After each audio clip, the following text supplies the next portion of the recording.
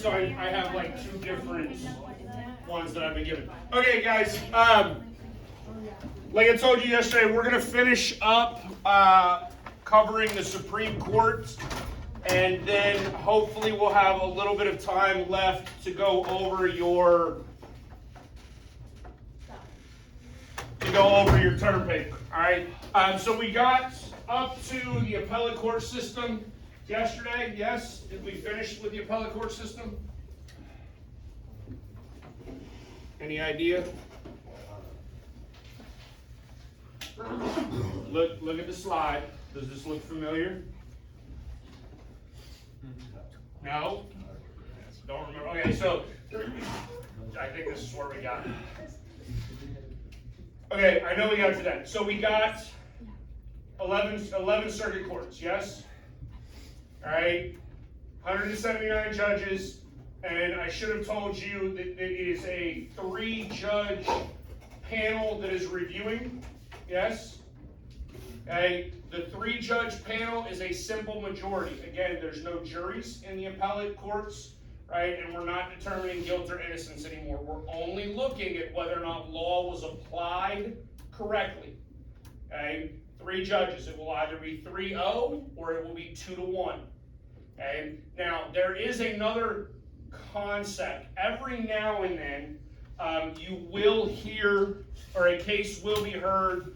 In a concept that's basically called en banc, right? E-N space B-A-N-C, okay? That means that every one of the judges in that appellate court will all listen to the case and all render a verdict, okay? And again, those verdicts are simply majority rule, okay? If the appellate,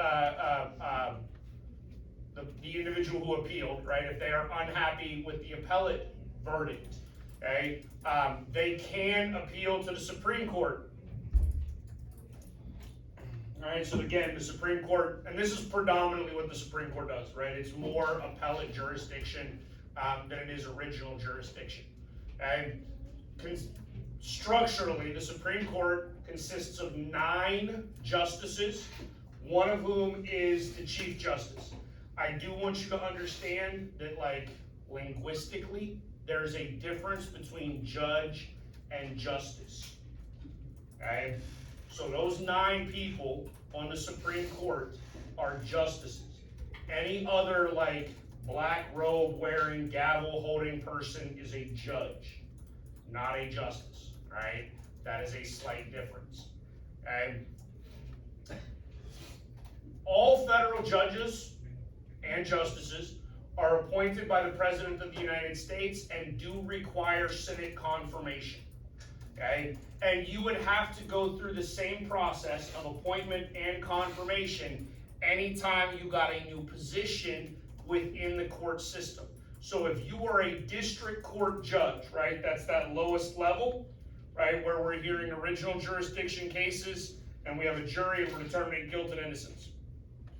If you were a judge in that court, and then the President of the United States decides or believes that you've done a really good job, and they want to put you onto one of the 11 circuit courts, right, one of the courts of appeals, you would have to go through the whole process again of being appointed by the President, and then you would go through a Senate confirmation process where there's a hearing, and you get asked a whole bunch of questions, and then the Senate Judiciary Committee votes on you, and then the entirety of the Senate would vote on you. And usually presidents will appoint judges and justices from their own political ideology, right, or their own leaning. That shouldn't strike you as odd. I will tell you this, and this is something that just personally I find absolutely fascinating, right? Because a couple of points about this. One, when you're appointing, we're going to talk specifically about Supreme Court justices because those are the ones that ultimately have like the largest say and the largest impact, yes? Right? Anybody want to venture a guess as to what age you would be appointed to the Supreme Court at? 65. 65? That's not a bad guess. God, no. It's too old. 62. We're getting closer. 50. Right? because here's the thing, this is what I want you to understand, right? If you were the president of the United States, and let's use Donald Trump as the example, right? Donald Trump was president for 4 years, and he was fortunate enough, right? He appointed, we're not gonna get into the politics of how he ended up appointing 3 people, but he appointed 3 people to the court, yes? Okay, those 3 people were Neil Gorsuch, that was first, right? Brett Kavanaugh second, and then Amy Coney Barrett third. Out of those 3 people, Kavanaugh is actually the oldest, right? Like, meaning he was born first out of the 3 of them, okay? And Kavanaugh, I believe, was 52 when he was appointed, right? So Kavanaugh is appointed in, let's say 2018, right? He's 52 years old. I can't do the math on that, right? 1966, does that sound right? Let's say 66, okay? Do you think that it's likely that Justice Kavanaugh is still sitting on the Supreme Court in, say, 2041? Yeah. Yes, I would agree. He would be like 75, right? And you think Donald Trump's gonna be alive in 2041? No. I think you will. How old is he? Donald Trump? Yeah. He's pushing 80. 78 years old. He's 77. Yeah, He's 77 or 70. Okay, look, and I know everybody talks about how old Joe Biden is. Donald Trump is almost as old.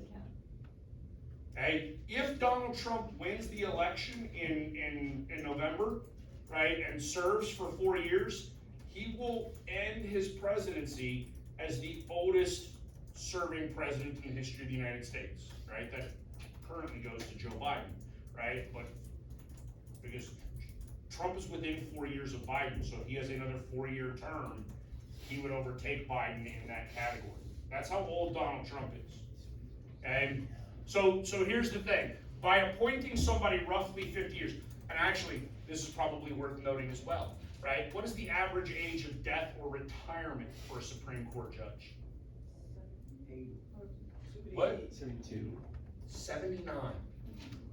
It's an excellent guess. 79 years old. How about the average age of death? Or retire. So here's the thing. We haven't really gotten to this, right? Because we haven't gotten to the requirements to be a judge yet, right? Because, well, there are no requirements, right? Joe Biden could appoint me to the Supreme Court tomorrow if he wanted to. I would not get confirmed. The Senate is not confirming me, I promise you that. Okay? I don't have a law degree, I don't speak Latin, I've never presided over anything, the Senate is not going to deem me qualified.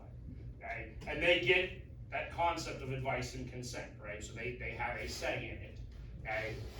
But there are absolutely 0 requirements in order to be appointed to the Supreme Court. And all judges and justices, right, are appointed for life with good behavior, right? And all that means, right, is that they are appointed for life unless they have done something worthy of impeachment, and then they can be kicked out of office, right? So if they're like drinking on the job, if they're like getting bribed and selling guilt and innocence, like those are things that would get them removed because those are high crimes and misdemeanors worthy of impeachment. But otherwise, they have a job for life, okay? And we'll learn why at the end of this PowerPoint. Okay, so when we say average age of death or retirement, it's because some of them will serve all the way up until their death. Okay, Antonin Scalia, who is the person that Neil Gorsuch took the position of, and Ruth Bader Ginsburg, who is the person that Amy Coney Barrett took the position of, are examples of serving until your death. Okay, Kavanaugh took Anthony Kennedy's spot. Kennedy just retired. Right, and I don't remember exactly what Kennedy was, probably somewhere around 80, right? Kenyatta, I think I said her name correctly, was just gonna say Jackson Brown is the most junior member of the Supreme Court. She took Stephen Breyer's seat. Breyer retired a year and a half ago now, or whatever it is, right? Sometimes, and Breyer did it sort of intentionally, right? He was a liberal-leaning justice. He held on long enough, and retired while a Democrat was in the White House in order to allow Joe Biden to fill his seat with a Democrat, with a liberal-leaning judge, right? So when we talk about how presidents appoint, for the most part, they're absolutely going to appoint individuals that are of the similar ideology to them, right? Now, interestingly enough, when we look at the history of appointments, and right now we have 3 appointed by Trump, 1 by Biden, 2 by Obama. Trying to back up. Roberts was appointed by Bush 2. Alito was appointed by Bush 2. And Clarence Thomas was appointed by Bush 1. Okay, so Clarence Thomas has been on the Supreme Court since like 1990. Right? So he's already at that 30-year window, and Clarence Thomas, I think is about 70. No, he's got to be past 70 now. He's at that 30-year window. He was appointed at like 43. He was way young when he was appointed in the 90s. Right? But we have had other justices, and Anthony Kennedy is an example, right? Kennedy was appointed by, I believe, Reagan, right? He was appointed by a Republican and moves left over the course of his time on the Supreme Court. John Paul Stevens was appointed by Gerald Ford in the 1970s, right? If you don't know who Justice Stevens is, he actually, well, I say just recently passed. He died, I believe, like 2 years ago at 100, 99, 100. And interestingly enough, that dude was still like sharp as a tack mentally at like 99. He probably could have remained in justice for a lot longer if he wanted to. But we have a number of examples of judges specifically appointed by Republicans who over the course of their tenure on the court drift left, right? From, again, Stevens, Kennedy, Sandra Day O'Connor, who was the first woman ever appointed to the Supreme Court, right? And even David Soter to some extent, right? These are all people that have moved left over the course of time, right? That's just an image of Gorsuch and Kavanaugh. When they are nominated by a president, I told you a minute ago, they will sit before the Senate Judiciary Committee, and there are hearings that are held in which the members of the Judiciary Committee will ask questions of the nominees, right? Usually pertaining to their political ideology or how they would rule in certain cases. It's a very political process, and frequently you will hear judges, because obviously these guys are not justices yet, but they will sort of play politics. They will return answers of, well, I can't comment on hypotheticals, you know, there's too much nuance in the law to give you an answer without having an actual real case. Okay? Over the last, I don't know, does it really predate Gorsuch?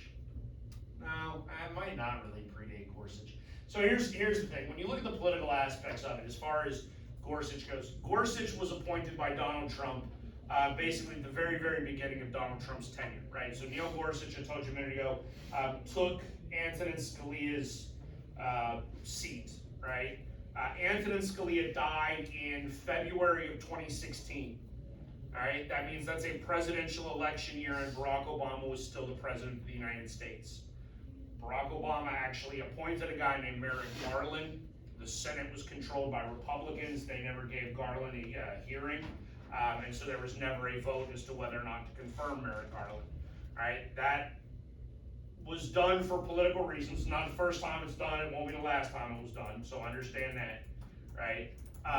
But ultimately, it turned the whole process into a much more political process. It used to be that judges, when appointed to the Supreme Court, if they were qualified, were generally widely accepted amongst the Senate, and for the most part, the individual votes, right? So we know there's 100 senators. right? If you were to go to like Wikipedia and look up individual votes, I believe Ruth Bader Ginsburg, for instance, was like 96-1. And, right, like one person voted against Ruth Bader Ginsburg, and she was the most liberal justice I can think of in recent memory, meaning probably in my lifetime. She's the most liberal justice, right? And that means that Republicans in the Senate voted to confirm her because she was definitively qualified for the job, right? Even if they disagreed with the politics, right? If the qualifications were there, they generally voted for them. That has happened less and less, and we now find people that are wildly qualified, right? And Gorsuch, Kavanaugh, Coney Barrett, Jackson Brown, I mean, all of them were appellate court judges, right? They're people that have pretty solid qualifications, and they're getting these positions based off of partisan votes in the Senate, which means that if there's 53 Republicans and 47 Democrats, right, the 53 Republicans vote yes, the 47 Democrats vote no, and they get their job. Okay? We haven't covered Congress yet, right? Like that's the very next unit that will start at the end of next week after we take our next test. And but in the Senate, there's actually a concept called a filibuster, which you'll learn about in detail, but it's basically a way to just stall debate. And they actually got rid of that as far as Supreme Court appointments go, in order to try to ensure that people could even get to a vote, right? Because we were getting to a point where judges and justices were not even capable of getting a vote based upon how we conducted things, right? So this is our current court, right? And every time there is a new appointee, right? Every time there is a new justice appointed to the court, they take a new formal photo, and it's actually like very specific, right? So here is your Chief Justice. This is John Roberts, senior most, right? Then 2, 3, 4, 5, 6, 7, 8, right? And so you will absolutely move positions as your seniority increases within the court. Now, the biggest responsibility of the Supreme Court is something called judicial review, right? If we go back and we look at our constitutional unit, right, you should realize that Article 3 of the Constitution is what covers the Supreme Court. That is a very, very short, essentially one paragraph statement. Okay? There's not a lot of detail provided in the Constitution as to what the Supreme Court does. But I want to make sure that we're clear, because if I made you read all 85 Federalist essays, right, you would learn that Alexander Hamilton and James Madison, and the founders of the Constitution, right, the guys that actually wrote the document, believed in a concept called judicial review, even though it does not show up in the Constitution. Okay? So these two words are nowhere in the Constitution, but the idea exists from the very founding of the document. I want you to understand that. Okay? What it is the concept that the Supreme Court is responsible for determining the constitutionality of laws. Meaning the Supreme Court gets the authority to determine whether or not a law meets the parameters of the Constitution and whether or not it is in conflict with the basic ideas. For the most part, in the early years of the Supreme Court, they're not going to overturn very many laws, although ironically, where we, in sort of academia, or I mean, this is a freshman level class, right? For this class, we're going to say Marbury versus Madison is where judicial review comes from. That is one of the instances, the early instances, in which an action by Congress is declared unconstitutional. Okay? The Supreme Court, again, is supposed to be grounded in the Constitution. That means they're looking at the constitutionality of issues. Okay? One of those that comes up regularly then becomes the Supremacy Clause. If a state has a law that is in violation of a federal statute, Supremacy Clause remains, right? And the national government is going to supersede the laws of the states. And again, that goes back to our constitutional issue. The Supreme Court also has the ability to review not just actions of Congress, right, but really actions, any actions of anyone within the federal government. right? So we know in Marbury versus Madison, we're actually looking at the Judiciary Act of 1789, right? Like that's the actual law that's used in overturning Marbury versus Madison. Okay? But if you remember Donald Trump's first, like when he first got into the White House, remember what one of the first things he did was? Travel ban. Travel ban, excellent, right? What is that? So we haven't talked, because we'll do the presidency after we do Congress, but the term here is, it's called an executive order, okay? An executive order is simply a statement by the president that carries the weight of law, okay? Those behaviors, those actions, those statements are still susceptible to judicial review, right? And in fact, Trump's first travel ban was essentially denied, right? He rewrote it in order to make it cohesive to the Constitution, right? In order to ensure that the Supreme Court was not going to override that behavior, all right? So I want you to understand it's not just acts of Congress, it's anything, right? If the EPA has a rule that they put out, the Supreme Court can overrule it, okay? If the IRS engages in a behavior as it pertains to the tax collection within the United States, and the Supreme Court thinks that the behavior is a constitutional violation, the Supreme Court can stop that behavior, all right? Okay, actually, there's that case, right? Trump v. Hawaii, which I was just talking about as it pertains to executive orders, all right? Now, in order to get a case to the Supreme Court, right, this is gonna go into some of the structures that are now what matters in terms of the actual like day-to-day operations. First, I told you a minute ago that when a justice or a judge is going through that confirmation hearing, and we're like, how would you rule about this issue? And they're like, I can't, okay? The Supreme Court itself also does not exist to answer hypotheticals, okay? I need you to understand that. The Supreme Court, in fact, we should back up. Let me tell you this first. The Supreme Court has what is called passive power. Anybody know what that means? Supreme Court has like power, but it's like. So do we want to venture a guess as to where the limitation comes from then? The other branches do. Not exactly. So here's the thing, the Supreme Court can't do anything of their own. Yeah, they can only just stop that, dude. The other branch. Not only that, it's not just that. It's not even a matter of them stopping. Like if John Roberts decides he doesn't like a congressional action, excuse me for a minute. Baker. Yes. Yep, absolutely. Thank you. Bye. Okay, so what that means is that if Can you open the Email. of that? yeah, when you're out with your surgery, email me and I'll open up with you. So John Roberts, if he dislikes a behavior of Congress, he can't just decide that the Supreme Court's gonna rule about it. The only way the Supreme Court can rule about anything is if somebody has created a lawsuit and it's actually wound its way through the district courts and the appellate courts up to the Supreme Court. That's what that passive power really means. And the Supreme Court won't hear anything that doesn't meet a couple of requirements, right? Number one, you have to have standing. Okay, and I did this with my own level government class. Okay, again, we'll get to this when we get to the president. Ted Cruz, just so you know, Ted Cruz was born in Canada. You don't know that? Ted Cruz is not born in the United States. Dad is a Cuban national. Is he eligible to be president of the United States?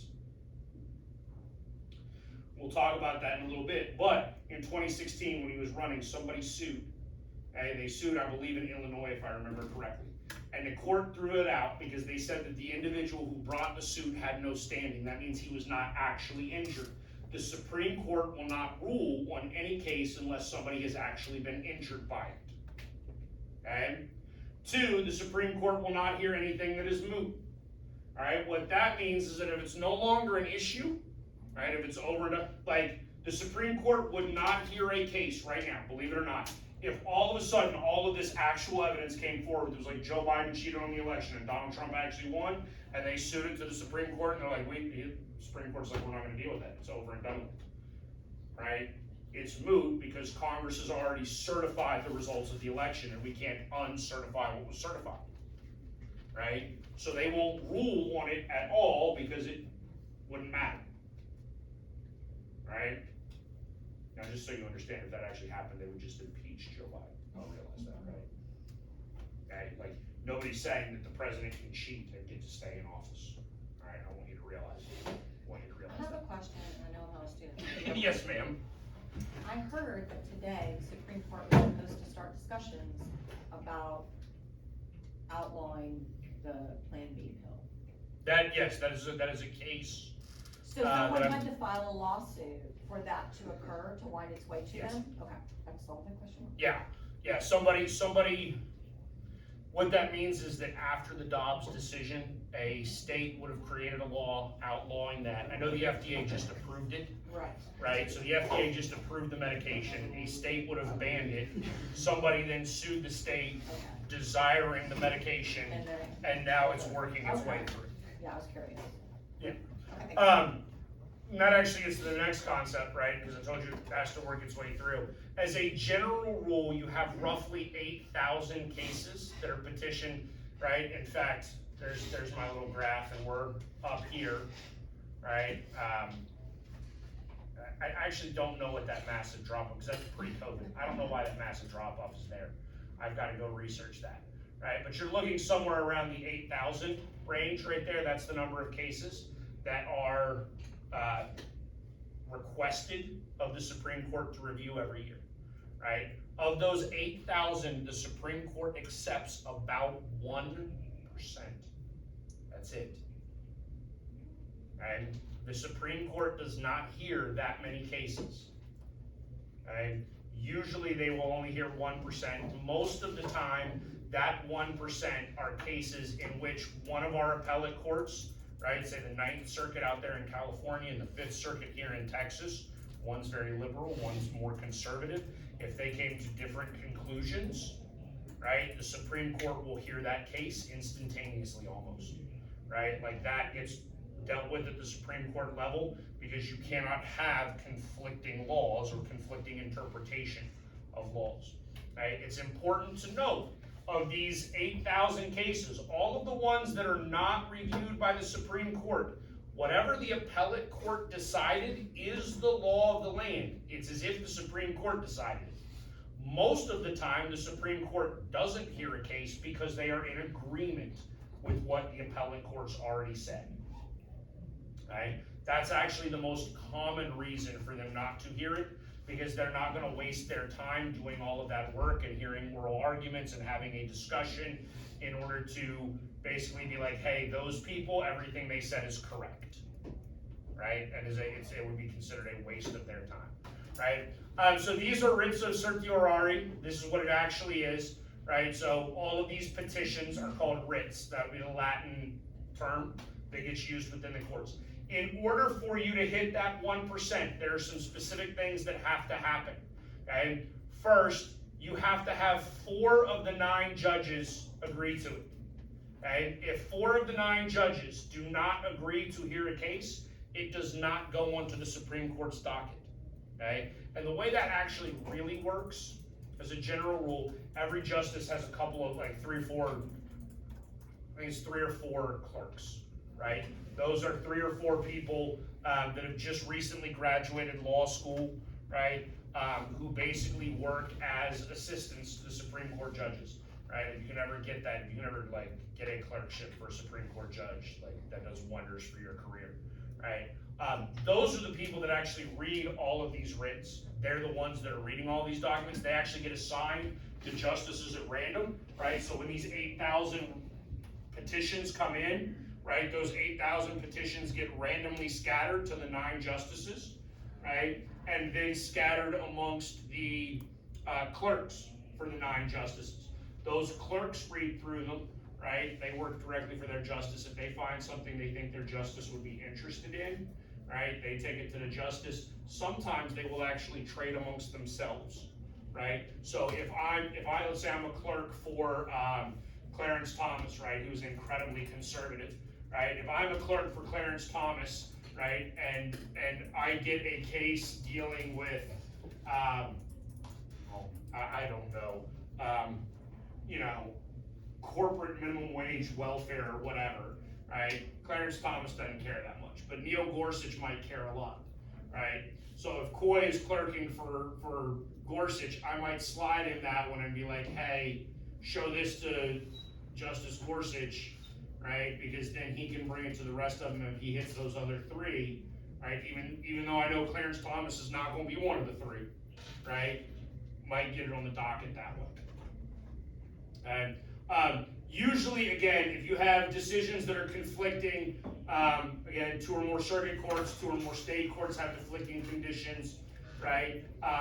The Supreme Court exists in order to clarify those conflicts, right? Because again, when you're talking about 179 appellate court judges and 11 different circuit courts and all of that stuff, you're going to get differences, right?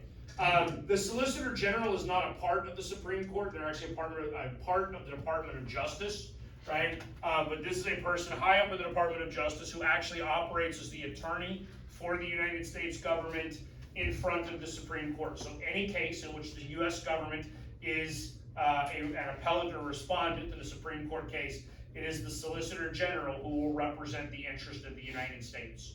And they do that all the time. The next thing I want you to understand is this amicus curiae brief, right? We just call it an amicus brief. Again, Latin translates to friend of the court. And one of the things I love about the Supreme Court, it's a very, very intellectual, concept, okay? And it's based almost entirely upon, the meaning and the power of words. Okay, so you have all kinds of cases that go before the Supreme Court. Those are cases that pertain to 2 individuals, right? You have 2 different groups that get to make oral arguments, one for the appellate, one for the respondent. Okay, but you will have a wide variety of other groups that are interested in the outcome of the decision. If you are interested in the outcome of the decision, but not a part of the case, you can actually write an essay and submit it to the Supreme Court advocating for your belief, right, for the side that you think should win. And this happens regularly with the Supreme Court, okay? So you will have all kinds of people not involved, right, that write these essays or sign essays that other people have written in order to try to sway the opinion of the Supreme Court. And the court actually spends way more time reading things that are written to them, right, and then discussing amongst themselves than they do dealing with the public at all, right? Oral arguments, a lot of the times oral arguments in Supreme Court cases are limited to 30 minutes per side. That's it, right? So you're talking about an hour of arguments for an entire case. I told you they only take about 80, right? That means 80 hours worth of arguments in an entire year. That's 2 weeks worth of work. So what are those people doing for the other 9.5 months? Because they don't really work in the summertime, right? Those other 9.5 months, those are reading, researching, debating, discussing. In fact, every Friday they lock themselves in a room, just the 9 of them, and just talk amongst themselves. Their clerks are not welcome, nobody is welcome, right? If somebody comes and knocks on that door, Justice Jackson Brown has to get out of her seat and go open the door because she's the junior most member, right? As soon as she's not the junior most member, she ain't gotta get the door anymore, right? But that's what they actually did. Okay, I told you 3 clerks, sorry, 4 clerks. I wanted to be on the low side, I couldn't remember if it was 3 or 4. Lobbying for access, this is actually, for the most part, this is really where these amicus briefs come in, right? People are going to try to persuade justices, and I mean, again, we go back to the Constitution, right? We go back to that First Amendment and the freedom of petition. You're allowed to ask the government for stuff. We can't stop that. There's nothing wrong with that, okay? You're gonna have a large number of people that are going to submit things to the court for which they are sympathetic, okay? nothing wrong with it, but I do want you to understand that the court has very strict procedures in place in order to try to limit, I don't wanna say access, but limit specifically lobbying, right? We remember with interest groups, when we talked about lobbying and what that is, right? There's a lot of money involved in that. This is actually one of the reasons why if you look at like popularity amongst our government, right, or satisfaction, job approval, right? The Supreme Court scores way higher in job approval than the president or Congress, right? I think Biden's approval rating right now is somewhere in the 30s, right? Congress's will probably be lucky to be double digits at the moment, right? They're probably in the teens. The Supreme Court is probably close to 50%, and that's historically low for the Supreme Court, right?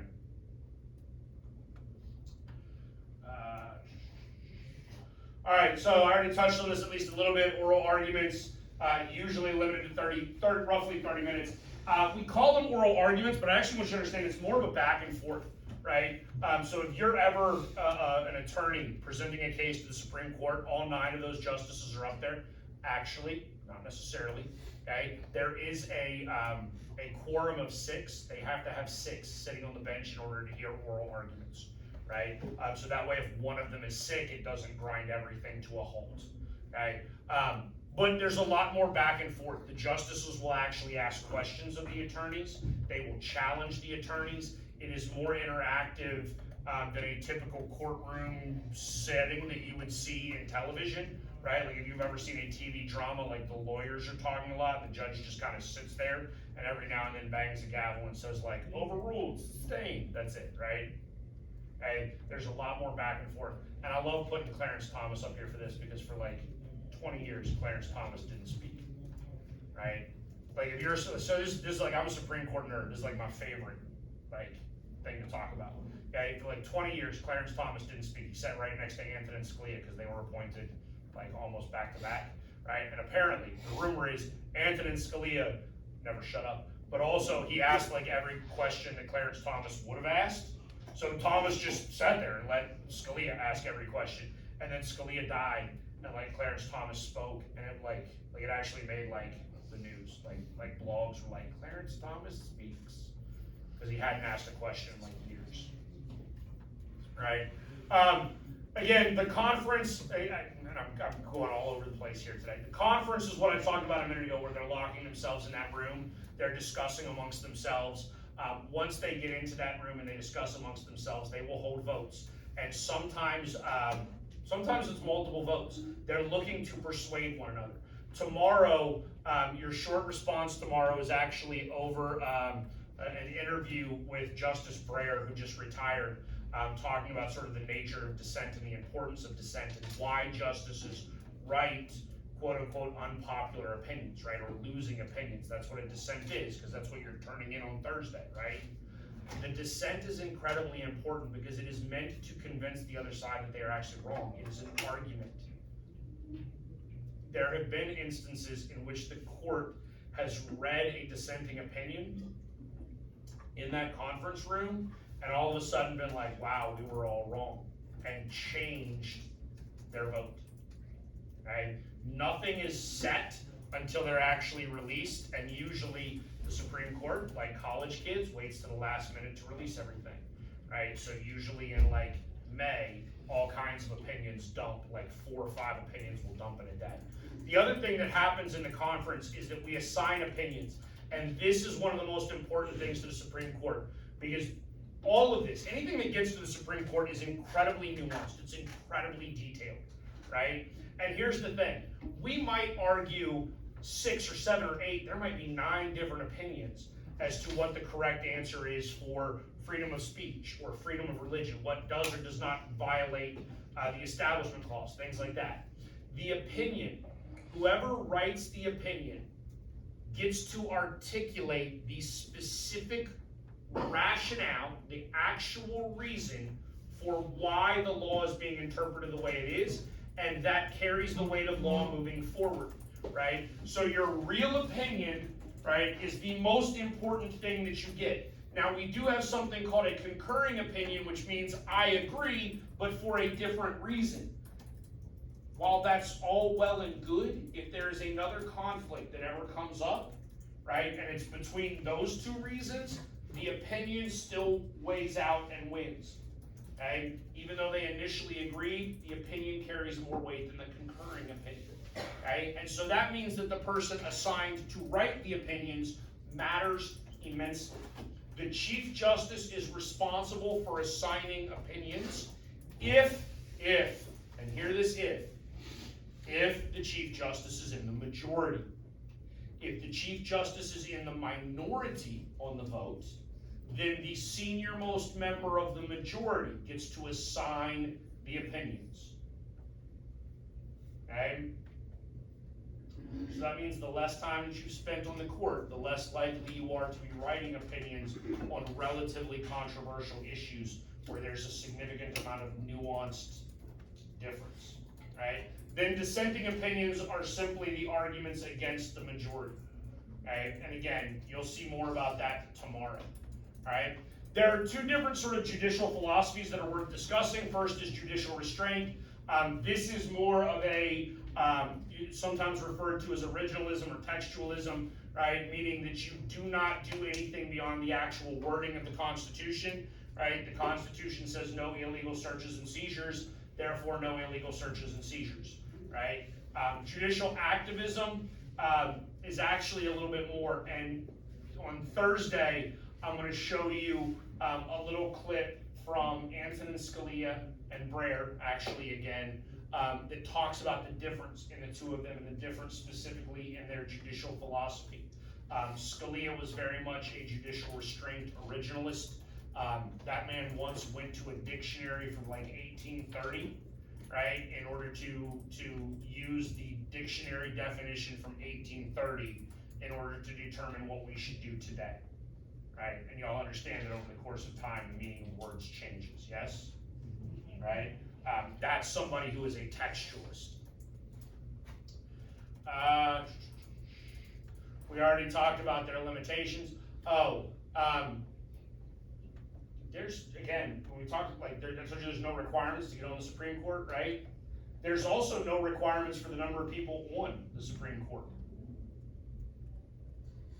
Joe Biden could appoint 6 people to the Supreme Court today if you wanted to, right?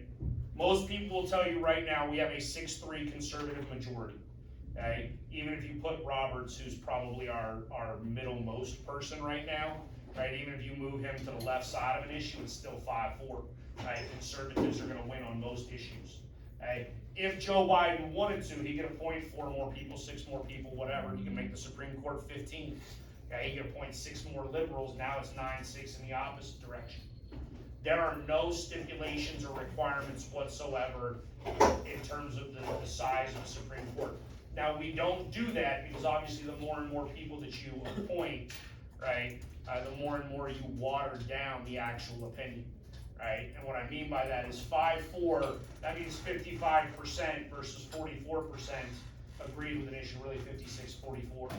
And that's a fairly big gap. If we had like 99 justices and it was 50-49, you're gonna feel a lot less secure in the decision-making process because then you only need one person in order to change. There we go. We're done with that. We have, shoot, is that it, 2 minutes? Y'all have questions about your paper? Okay, let me ask this. Everybody got a case? No. If you don't have a case, you need to like contact me now. You need to email me today. Okay? I will provide you with a list of things that you can look at, but if you don't have a case by today, you will struggle to have this done by Thursday. What's that? Citations? What about it? Well, how do you want us to do that? So, one, follow the example. Okay? 2, if you go into D2L, anybody in D2L at the moment? No? You are? Do I have, is there a video there? There's a video that shows, no, that's the rubric here. Kennedy, you said there is? It's in the beginning. It's in beginning documents? Okay, so guys, if you go, yes, I can't use them now. Go to beginning documents, beginning information. Content folder, okay. So there it is. It's called Essay Instructions. It is a video that I made that will actually show you in Word exactly what I want. And Word, if y'all just watch the video is only like 15 minutes, right? 12 minutes, okay. It will show you like how to go into Word and go to like insert footnote for the reference and all of that. If you still are struggling, you need to come see me like before school tomorrow or Thursday or during advisory or whatever, before this is due on Thursday night. Thank you guys. Can I ask you a question? Yes, ma'am. Okay. I wanted to do Richmond, and then I did Lincoln. Fair enough. And I wanted to do this, but I feel like it will be a tricky one. No, that's actually not that tricky. Actually, okay. What do you think of Douglas versus Jackson? Okay, Can I do it? you can, but here's the problem. And this is what I've told kids, because that's obviously a I think that's 2022, right? Yeah. Very recent decision. The problem is I had a kid turn in a paper, maybe last year, whatever, shortly after done, right, that basically made an argument that abortion should be legal, right? The problem is that's not what Dobbs says. Dobbs doesn't actually deny a right to an abortion. It simply says that the states can decide. No, it simply says the states can decide. So in California, you can still have an abortion pretty much whenever you want, right? Now in like, I think Mississippi has like the most, I think Mississippi is the strictest, Yeah. maybe, right? Might be Texas, I don't know. It's the one that is the case. Right, but, well,